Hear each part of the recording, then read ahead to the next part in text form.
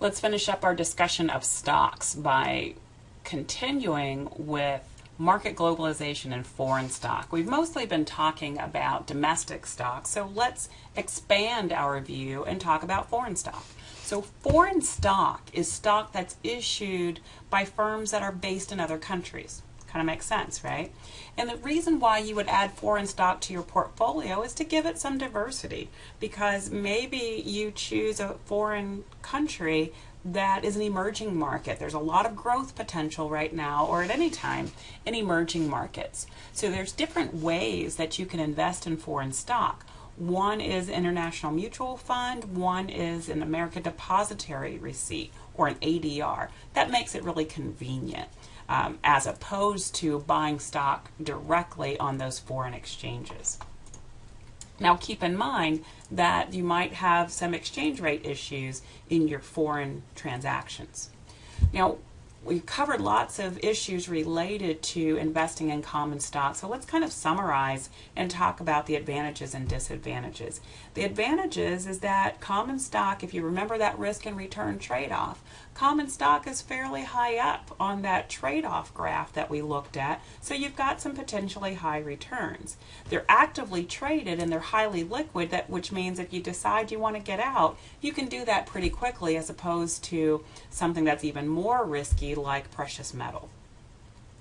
And you can or you can't be directly involved in the management of that portfolio, but you're not directly involved in the management of the firm, so that's a good thing.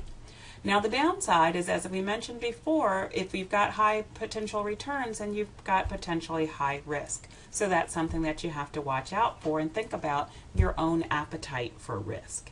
Also, think about the timing of your purchases and your sales of stock.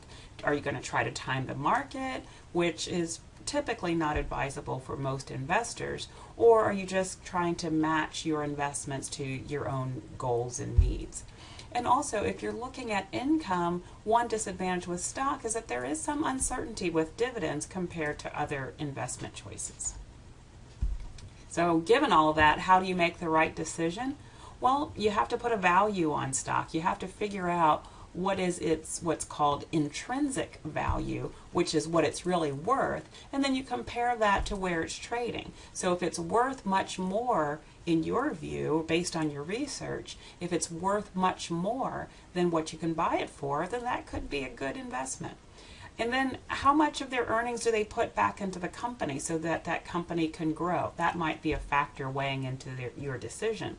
And also, if they pay a dividend, if you're not one who needs that current income, maybe you could check out dividend reinvestment plans, and that's a nice way to add to your portfolio. Take all that money they give you in dividends, cash dividends in particular, and have that reinvested in more stock.